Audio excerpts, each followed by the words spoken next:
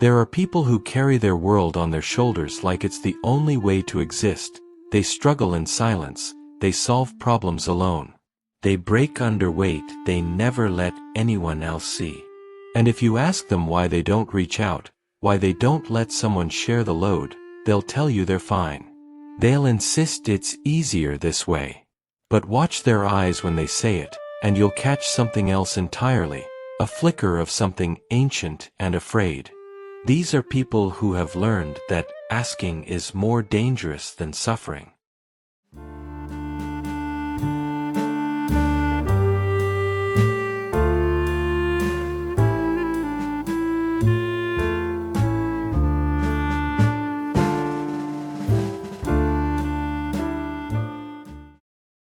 In a world that preaches connection and community, they've become fluent in the language of self-reliance.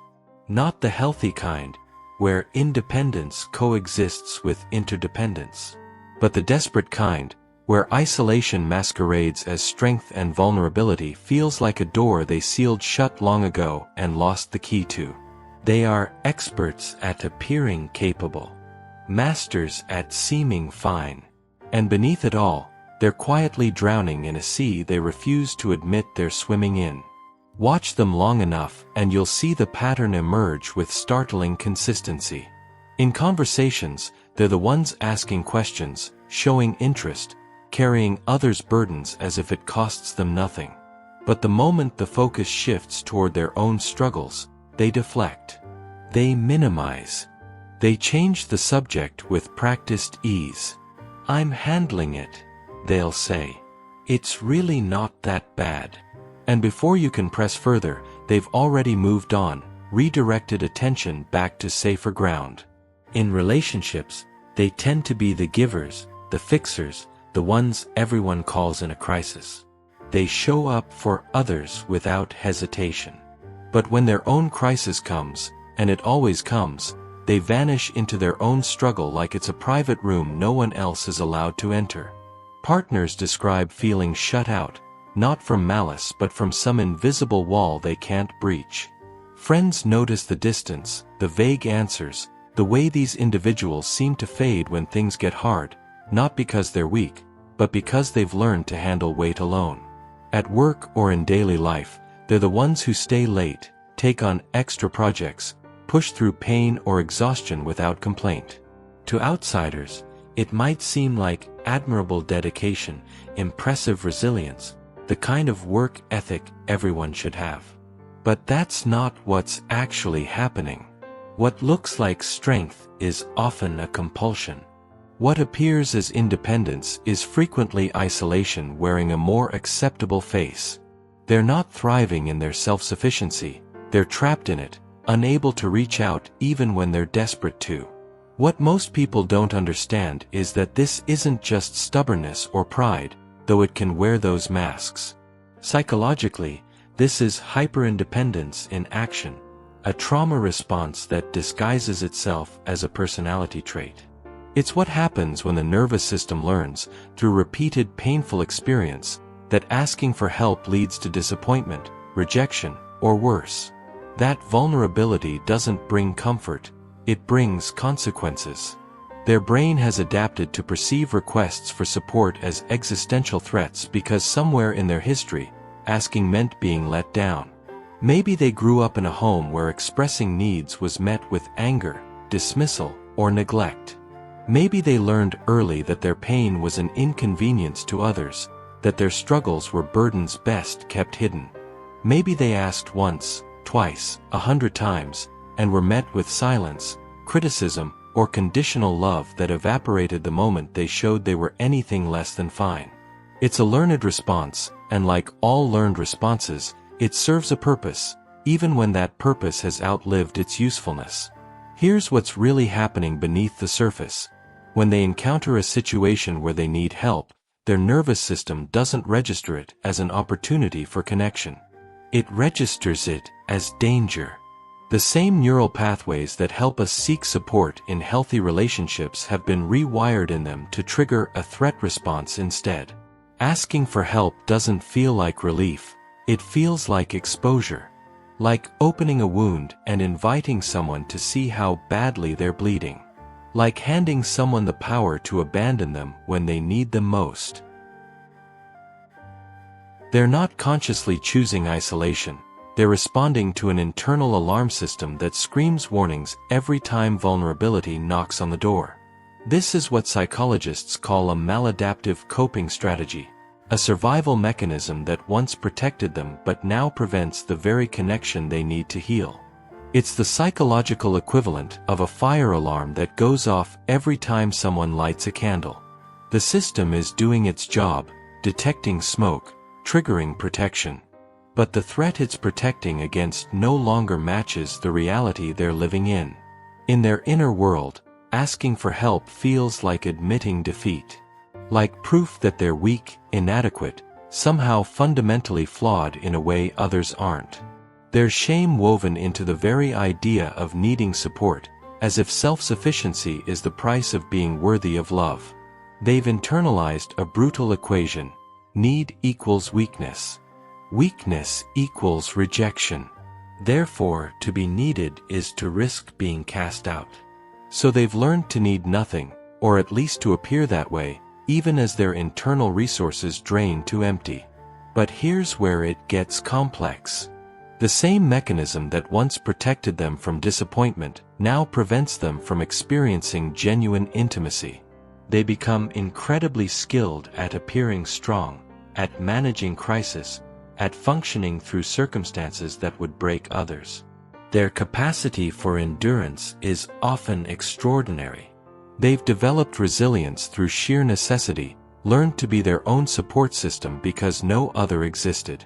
Yet they quietly struggle with profound loneliness, with the exhausting weight of carrying everything alone, with a deep human hunger for connection that contradicts everything their nervous system tells them is safe. It's not that they don't want support.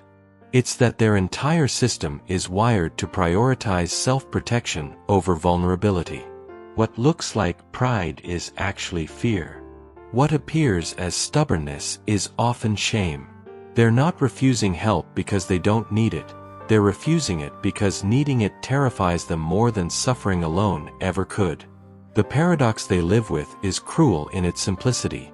The more isolated they become, the more they confirm their belief that they must handle everything alone. The more they push through without asking, the more they reinforce the neural pathways that tell them asking is dangerous. They want connection but find themselves unable to reach for it. They long for someone to see their struggle, but they've become so skilled at hiding it that no one knows to look. And when someone does notice, when someone offers help unprompted, they often refuse it reflexively, like touching a hot stove and pulling back before conscious thought can intervene. They've mastered the art of appearing fine but quietly struggle with burnout, with the accumulated exhaustion of never sharing the weight. They've learned to function through anything but have forgotten, or never learned, how to rest, how to lean, how to trust that another person can hold something for them without dropping it or using it against them later. For the people in their lives, this pattern creates a unique kind of heartbreak. Friends might feel frustrated, shut out, helpless to support someone who won't let them in. They offer assistance and are met with deflection. They express concern and are told everything's fine. They can see the struggle but can't bridge the gap to someone who's built an entire fortress around their vulnerability. Partners often experience a profound loneliness, the strange isolation of being close to someone who won't let themselves be truly seen.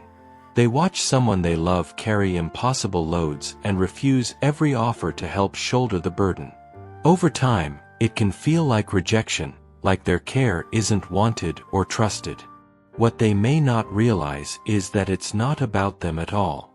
It's about old wounds, ancient betrayals, a nervous system that learned long ago that opening up leads to pain.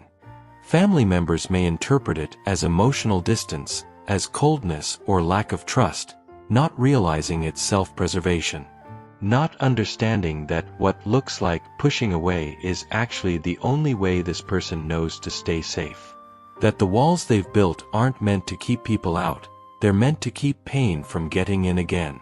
And here's the paradox they live with, the one that defines their daily existence. The more they refuse help, the more overwhelming life becomes. The more overwhelmed they become, the more impossible asking for help feels. It's a spiral that tightens with every rotation, until they're barely holding on but still insisting they don't need anyone. Until they're at the breaking point but still maintaining the fiction of being fine. Until something finally gives, their health, their relationships, their capacity to keep going. And even then, they might struggle to reach out. They don't lack strength, they have too much of it, deployed in the wrong direction. They're fighting themselves as much as they're fighting their circumstances, expending enormous energy to maintain independence when interdependence would serve them better. For them, "I'm fine" isn't about honesty. It's about survival. It's the phrase that keeps others at a safe distance, that prevents the vulnerability they associate with danger. They'd rather break in private than risk being seen breaking by someone else. And in studying these individuals, we find something universal about the human condition itself. Their struggle illuminates a truth about human psychology that affects us all in varying degrees. We all navigate the tension between independence and connection, between self-reliance and interdependence. We all carry some fear of being too much, of burdening others, of revealing the parts of ourselves we worry might be unlovable. These people simply embody an extreme version of something that exists across the entire human spectrum. They live at the far end of a continuum we all occupy, where the balance between giving and receiving, between strength and vulnerability, between solitude and connection has tipped dramatically towards self-sufficiency at the expense of everything else. Their intensity reveals what exists in smaller doses across all of us, that fundamental challenge of trusting others with our most tender, broken parts. That difficulty in believing we're worthy of care without having to earn it through perfection. But here's what's often missed when we look at people who never ask for help. This pattern, for all its costs, carries wisdom. These individuals have developed extraordinary resilience, an ability to navigate difficulty that others might never develop. They understand self-reliance in ways that can be genuinely valuable. They know how to problem-solve independently, how to sit with discomfort, how to push through when circumstances demand it. Their sensitivity to being let down has made them remarkably reliable for others.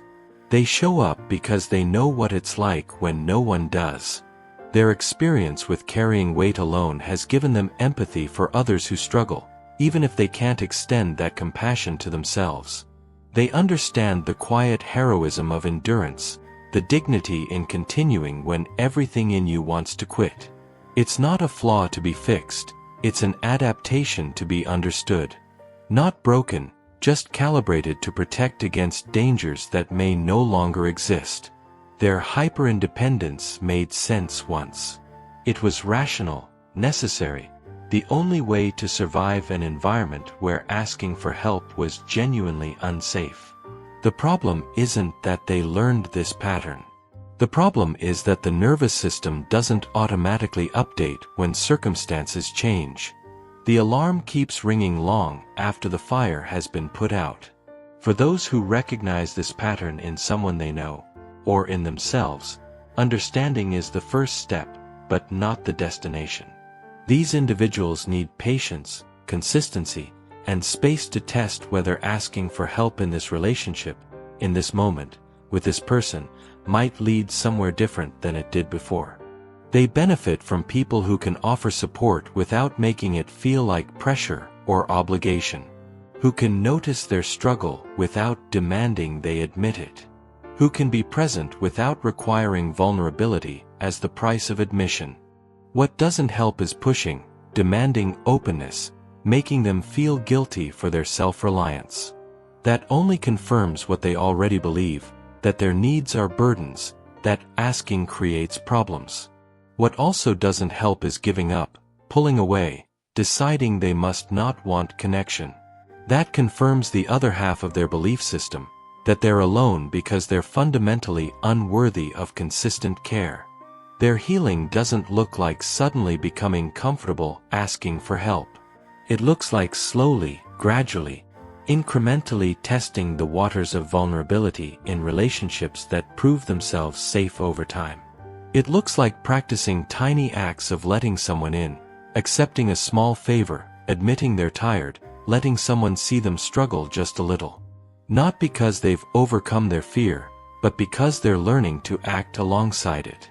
Slowly, with the right support and often with therapeutic help, they can begin to rewire those neural pathways. Not by eliminating the pattern entirely, but by creating new options alongside it.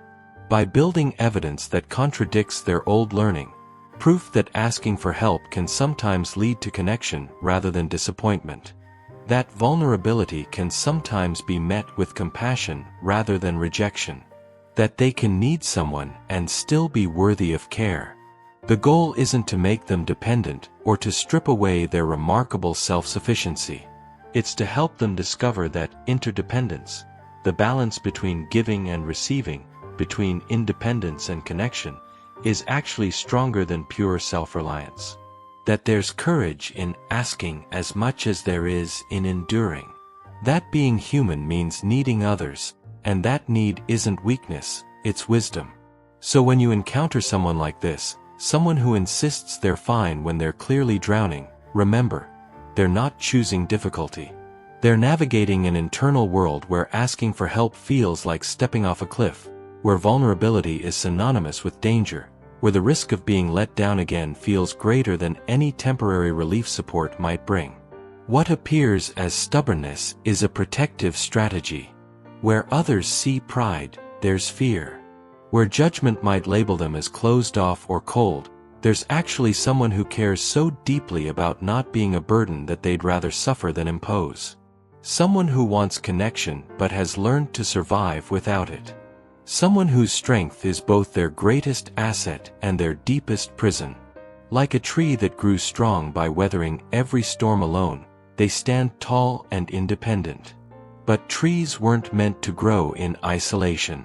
They thrive in forests, root systems intertwined underground, sharing resources, supporting each other through the difficult seasons. These individuals learned to be solitary trees in a landscape that taught them the forest was dangerous. And now they stand strong but alone, not realizing that the very connection they've learned to live without might be exactly what they need to truly flourish. These are people who have survived by becoming fortresses, impenetrable, self-contained, needing nothing from the outside world. And perhaps that's worth recognizing, not as pathology to be fixed or weakness to be judged, but as a testament to what humans can endure when they have to. As evidence of remarkable strength that was built in the crucible of necessity. As a reminder that we all carry our histories in the strategies we develop to protect ourselves, even when those strategies cost us the very things we most deeply need. In the end, asking for help isn't weakness, it's an act of trust that some people have simply learned they can't afford. And understanding that might be the first step toward creating a world where that risk feels just a little bit safer to take.